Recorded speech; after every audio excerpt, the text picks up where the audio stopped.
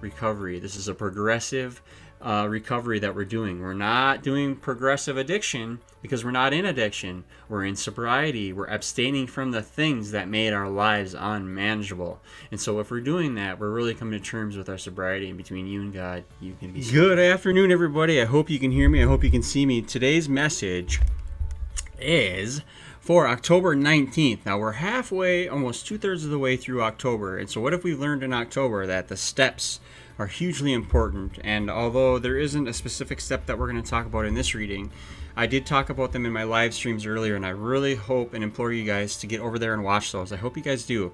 The live streams, that's something else. That's a little bit of God's power, and there's something else that happens in those live streams. So those of you guys that make it and those girls that make it are witnessing something in the making, and it's really special. I wish you guys would all show up sometime so we could all be there together.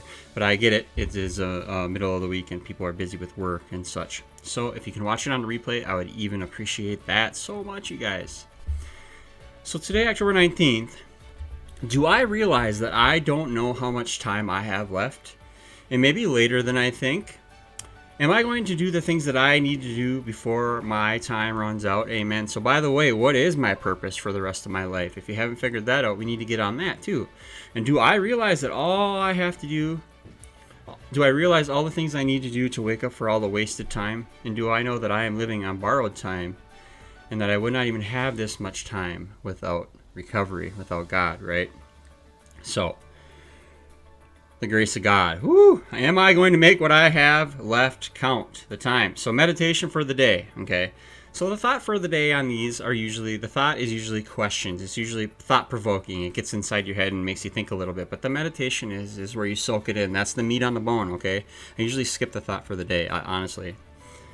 But we can believe that somehow the cry of the human soul is never unheard by God. It may be the God that hears the cry. It may be that God hears our cry, even if we fail to notice God's response to it. If we fail to notice, because God's got a response, right? The human cry for help must always evoke a response from some sort from God, obviously. It may be that our failure to discern properly keeps us unaware of the response. But one thing we can believe is that the grace of God is always available for every human being who is sincerely seeking or calling for this help, right? So many changed lives are living proofs of this fact. So I pray today that I may trust God to know my prayer as He sees fit. And I pray that I may be content with whatever form the answer may take, right? So I pray that I may trust God to answer my prayer as He sees fit. And I pray that I may be content with whatever the form the answer may take. So you guys, God bless you. Have a great day. It is Thursday. Tomorrow's Friday. So we're nearing the end of the week, rather. And we're coming up on this weekend, and there is some stuff planned for this weekend, but I do plan on coming back on and giving you guys a live stream message between now and the end of the weekend, if not many. Let's do this. Let's get this channel off the ground and take off and do it for God. Love ya.